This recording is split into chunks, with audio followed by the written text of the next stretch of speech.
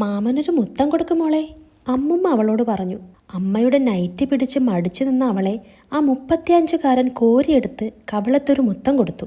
അവൾ തൻ്റെ വലത്തെ കുഞ്ഞിക്കൈ കൊണ്ട് ആ മുത്തം തുടച്ചെറിഞ്ഞു. അമ്മയെ നോക്കി കിണുങ്ങി. മക്കള് മാമനൊരു ഉമ്മ കൊടുത്തേ. മുറ്റത്തെ ചെമ്പരത്തി ചെടിയിൽ നിന്നും ഒരു കമ്പ് ഒടിച്ചെടുത്ത് തൻ്റെ സഞ്ചിയിൽ തിരുകുന്നതിനിടെ മാമി പറഞ്ഞു. അവരുടെ സഞ്ചി ഗർഭിണിയായിരുന്നു.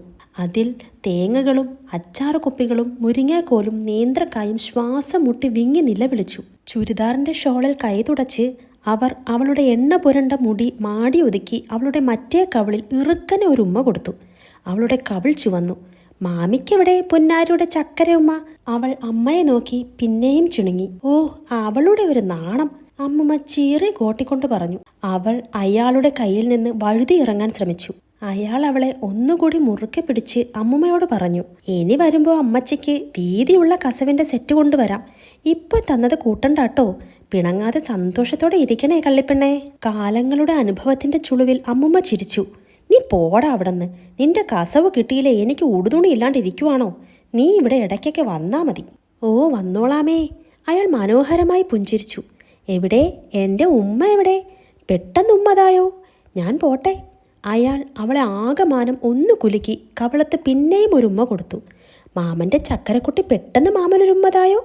അവൾ കണ്ണു നിറച്ച് പതിഞ്ഞ സ്വരത്തിൽ ചിണുങ്ങി പറഞ്ഞു. ഇല്ല. അയാളുടെ ചിരി മാഞ്ഞു. ആഹാ, അതെന്താ? മാമൻ്റെ മോൾക്ക് മാമന് ഇഷ്ടമല്ലേ? അവൾ പറഞ്ഞു. ആണ്. പിന്നെന്താ മാമൻ ഉമ്മ കൊടുക്കാത്തെ? മാമി ചിരി പറ്റിയ മുഖത്തോടെ ആ 6 വയസ്സുകാരുടെ മുഖത്തേക്ക് ഉറ്റുനോക്കി ചോദിച്ചു. അവൾ അമ്മയെ നോക്കി എടുക്കാൻ കൈ നീട്ടി ആംഗ്യം കാണിച്ചു. അയാൾ അവളെ മുറുകെ പിടിച്ച് ഒരു ചുവട് പിന്നോട്ട് മാറി. ആഹാ, അങ്ങനെ ഇപ്പൊ പോണ്ട. മാമൻ ഉമ്മ തന്നിട്ട് പോയാൽ മതി. മാമനെ ഇഷ്ടമാണെങ്കിൽ മാമൻ ഉമ്മതാ. അവൾ വിങ്ങാൻ തുടങ്ങി. കുഞ്ഞിനെ എങ്ങ് തന്നേക്ക്, അവളെ കരയിക്കണ്ട. അമ്മ ഒരു പടിക്കെട്ട് താഴെ ഇറങ്ങി കൈ നീട്ടി. അതെന്താ വർത്താനാ? അവനൊരു ഉമ്മ കൊടുത്ത് അവൾക്കിപ്പോ എന്തോ കുറഞ്ഞു പോകാനാ? ഇപ്പോഴേ ഇത്രയും വാശിയൊന്നും പിള്ളേർക്ക് വളം വെച്ച് കൊടുക്കരുത്. അത് കൊള്ളാം. മോളൊരു ഉമ്മ മാമന് കൊടുത്തേ. മാമന് പോകാൻ സമയം താമസിക്കുന്നു. മാമി തൻ്റെ ഗർഭിണി സഞ്ചി കയ്യിലെടുത്ത് പറഞ്ഞു. അവൾ പിന്നെയും പിടഞ്ഞ് താഴെ ഇറങ്ങാൻ ശ്രമിച്ചു. അയാളുടെ ചിരിയടഞ്ഞ മുഖവും ബലമുള്ള കൈകളും അവളെ അസ്വസ്ഥയാക്കാൻ തുടങ്ങിയിരുന്നു. പെട്ടെന്ന് താ. അയാൾ തൻ്റെ കവൾ അവളുടെ മുഖത്തോട് ചേർത്ത് നീട്ടി ആവർത്തിച്ചു കൊണ്ടിരുന്നു. കെട്ടിപ്പിടിച്ചൊരു ചക്കരയമ്മ കൊടുക്കുമോളെ, നിന്റെ പൊന്നു മാമനല്ലേ? അമ്മുമ്മ കുലുങ്ങി ചിരിച്ച് പറഞ്ഞു. അവളുടെ കണ്ണ് നിറഞ്ഞു തുളുമ്പാൻ തുടങ്ങിയിരുന്നു. അവൾ നിസ്സഹായയായി അമ്മയെ നോക്കി. അമ്മ അവളെ വാങ്ങാൻ പിന്നെയും കൈനീട്ടി. അയാൾ പിന്നെയും 2 ചുവട് പുറകോട്ട് മാറി.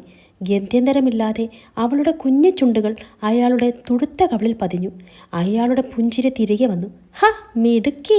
ഇനി ഇപ്പുറത്തെ കവിളിൽ കൂടി ഒരു ചക്കര ഉമ്മതാ. അയാളുടെ കവിളിൽ അവളുടെ കണ്ണീര് പതിഞ്ഞു. അയാൾ സന്തുഷ്ടനായി. അവൾ അമ്മയുടെ നീട്ടിയ കൈകളിലേക്ക് വീണു. അമ്മ അവളെ എടുത്ത് ചേർത്ത് പിടിച്ചു. അമ്മയുടെ തോളിൽ കിടന്നവൾ തേങ്ങി. അയ്യേ, ഇപ്പോൾ ഇത്ര കരയാനെന്താ ഉണ്ടായേ? അവനൊരു ഉമ്മയല്ലേ ചോദിച്ചേ? നിനക്കറിയുന്ന ആളല്ലേ?